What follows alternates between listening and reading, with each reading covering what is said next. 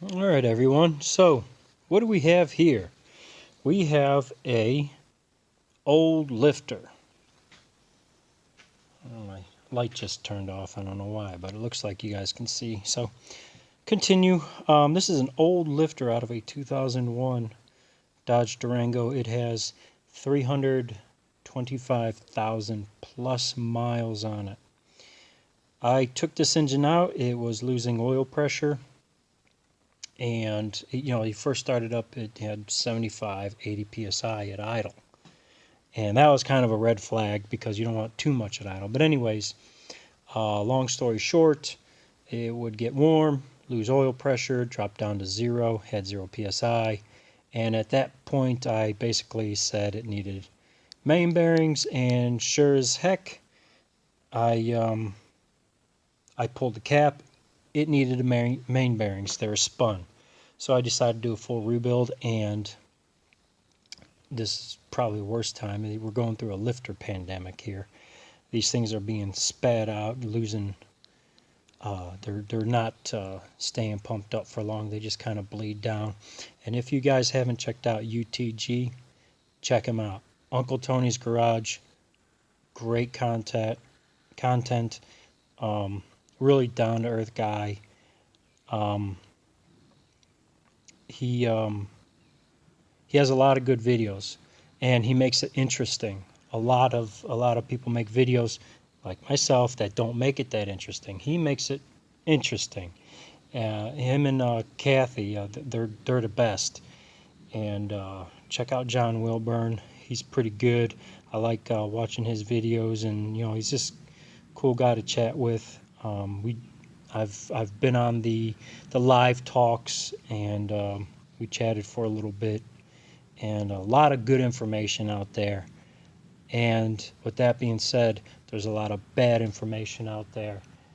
And if you're looking for bad information, do not check out UTG. It is all good information. I've been in the field for a long time. I've been doing this for a long time. But let's get to it. Where is my screwdriver? Here you go. 10 millimeter and a pocket screwdriver. Always missing. Now, I would go on a limb and say that this ain't going to be easy to take apart with that many miles on it. And the snap ring landed right there. Okay, first part out of it. Bam. I'll try not to bang too much because I know you guys are probably echoes through the camera, so let's just do this the easy way.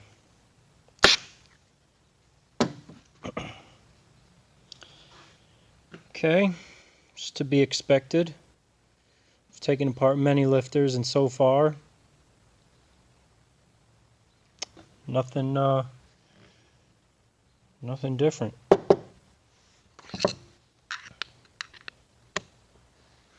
Oh yeah, this one's stuck.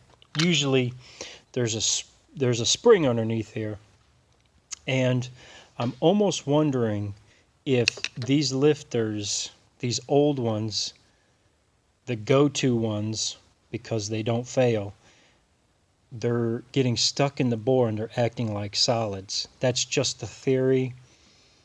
That's just my own assumption. I know the ask you me thing, but so this one's stuck. I kind of thought that it would be stuck. Now, to get these unstuck, WD-40. It's all it is in here. There's nothing special. This is that bottle from Home Depot. Just let that soak around. Push down a little bit. Yeah, it's definitely stuck. So, while I'm working on this, what I do now, I've started doing this to my motorcycle, and to make a long story short, I just I bottom it out. I bottom the lifter out and then do a half a turn from the bottom. Sometimes a full turn. It all depends on whose bike I'm working on and what they want done to the engine. But usually I bottom it out and then I do half turn to a full turn off the bottom. Daily driven bike, I would do a full turn, and if you're just looking for all around performance, I would do just a half turn off the bottom. This one's really stuck in there. Oh, I think I just moved it. Tell you what, that WD-40 works really good for unfreeing these lifters. Probably just put it in the engine and loosen stuff up. No need for the Marvel Mystery Oil or any kind of other snake oil like that. But yeah, I run them all the way down. I haven't had a problem. Now, obviously, if you're doing very high RPM, you might want to do extra clearance on the valve to piston, just in case they pump up. But oh, one other thing I do, it's very important. I usually put a limiter in there. Okay, it limits the travel inside the lifter. So I do that. Wow, how about that? Loosened right up. That WD-40. So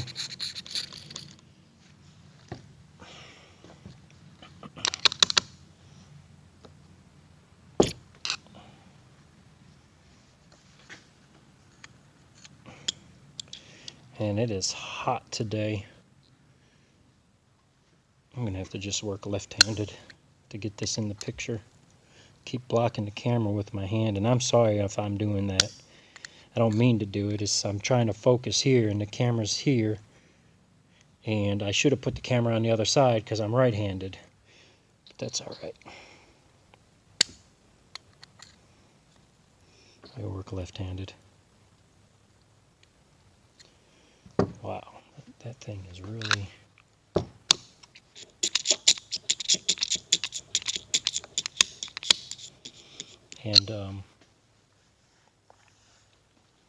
And what I'm doing is I'm just kind of working the varnish off the side of that plunger.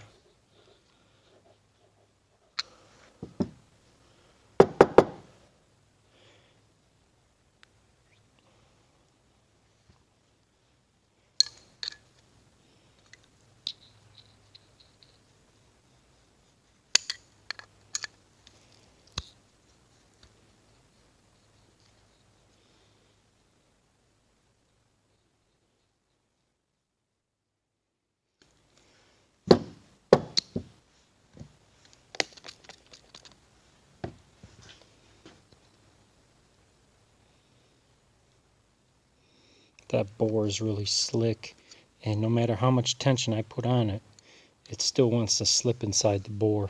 So I got to kind of find a sweet spot of having it turn and not too much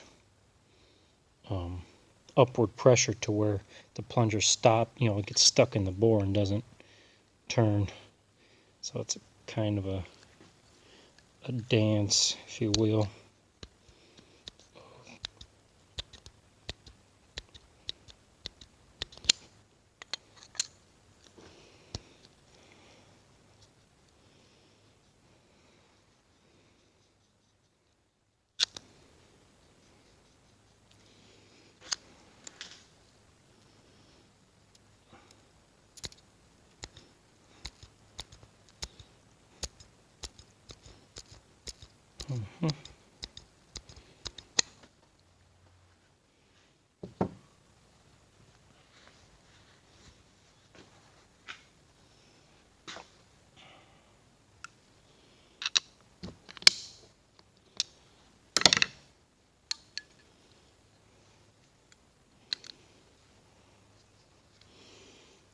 So I'm actually debating whether to just turn off the film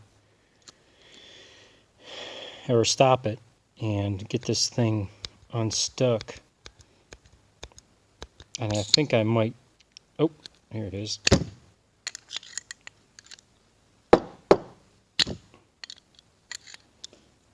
Oh, I thought it was.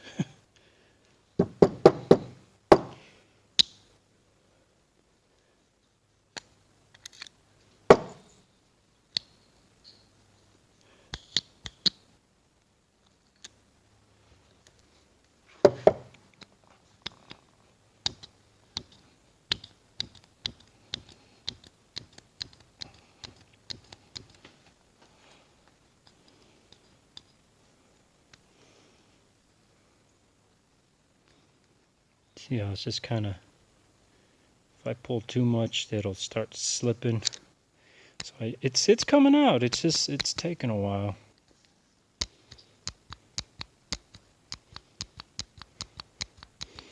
Just gotta work it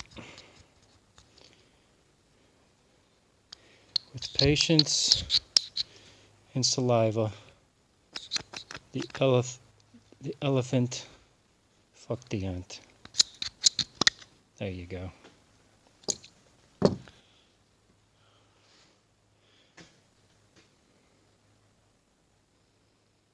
It's kind of warm. So not bad. Not bad at all, actually. It's, that's the usual style. Nothing too radical about it. Nothing too radical at all.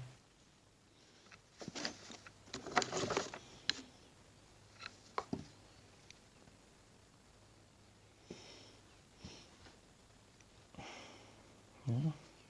The spring. Here we go. Spring.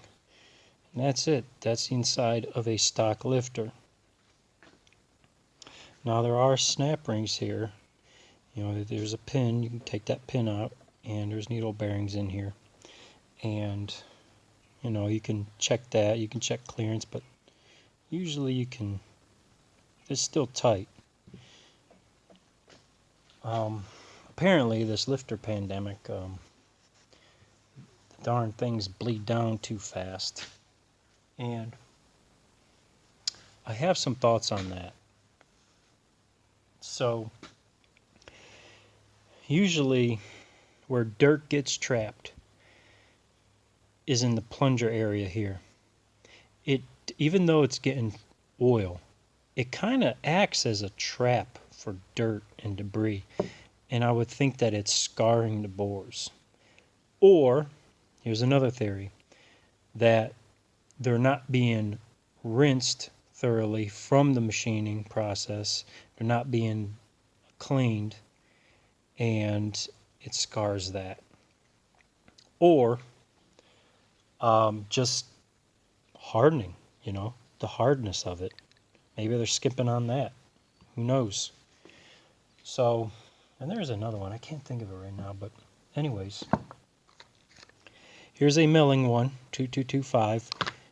It crosses, this is originally the 2269 sealed power. They also did make a 2269S, which is for high performance, slow bleed down, and it had a heavier spring in it. Those you can't find. Good luck. So, 2269 cross-reference to 2225, and it also cross-references to like 7 different other numbers, and I have more coming in the mail. I have a new old stock sealed power, and I have a new stock sealed power. So we'll be comparing what's in there. But right now, this is a stock lifter compared to a 2225.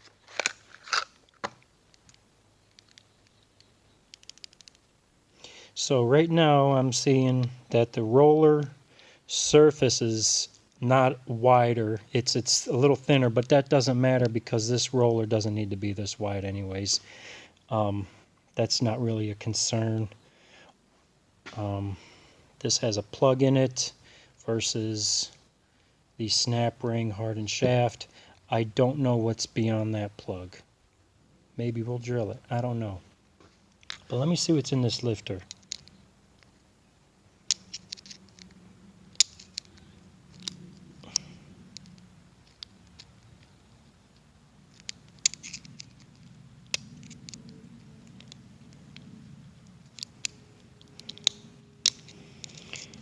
And of course it's going to give me a hard time, which is alright. It's under tension, you know.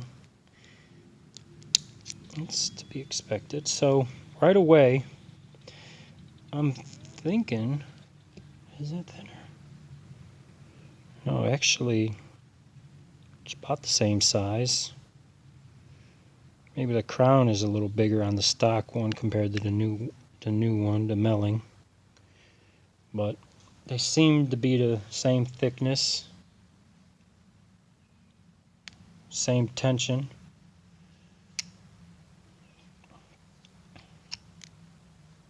Oh, okay. Well, that's different. That's one difference. The cup is different.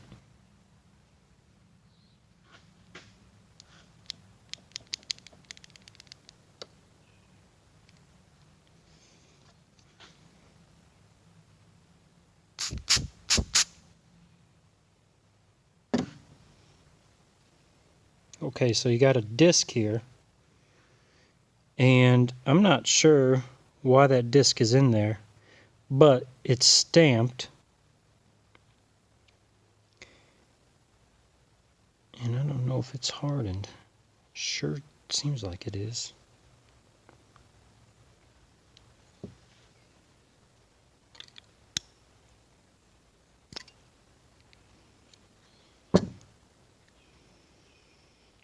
Taller spring, but not the same diameter.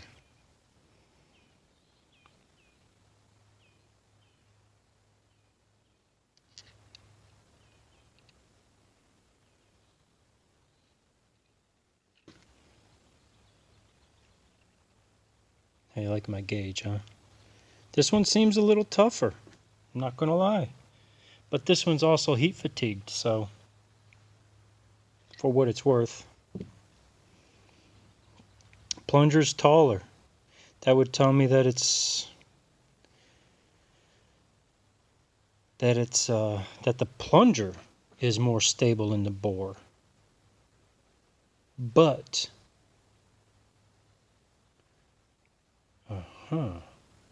okay, here's my thought. Here's my thought process on this. So you have a lifter, and then you got the push rod, and it's usually at this angle on Chrysler. So this would be heavily side loading in that bore. Maybe that's an issue. Who knows? Maybe all we need to do is just replace this. I think I'm going to do that. It fits. It fits. I mean, I'll get out the dial calipers. I'm just kind of, okay, fine, I'll go get them.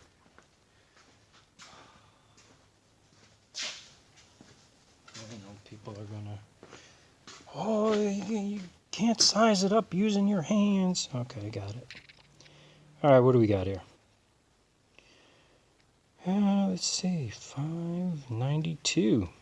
Okay.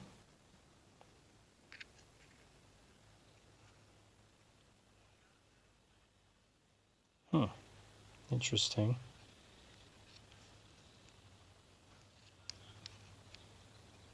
$6.10. What am I not seeing here?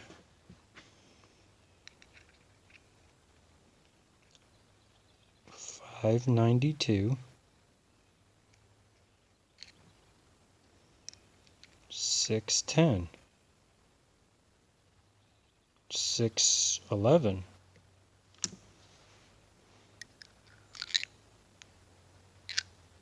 That's the new lifter.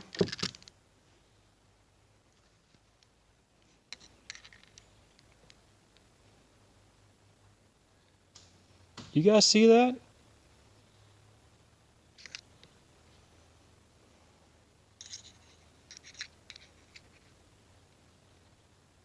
Wow, that's a lot of clearance. Hey, hey.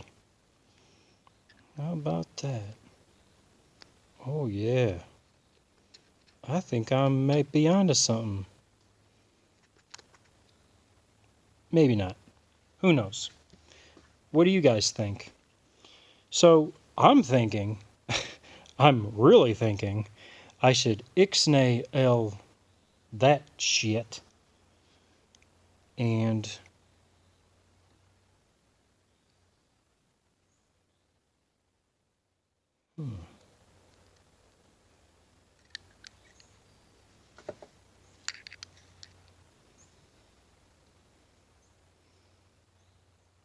okay.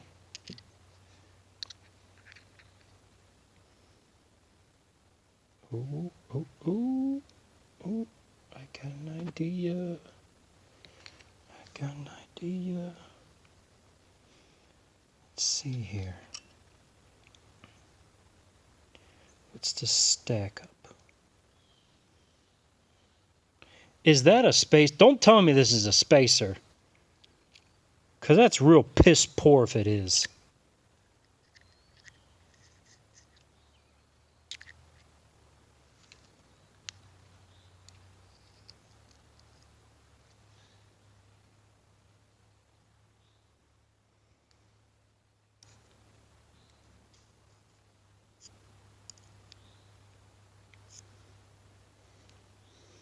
What is that? 198?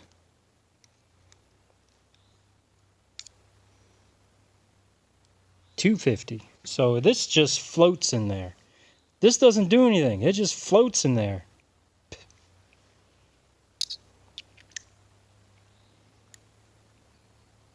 Ooh, ooh, ooh. Is that my new limited lifter? I'm gonna have to, see about this. All right.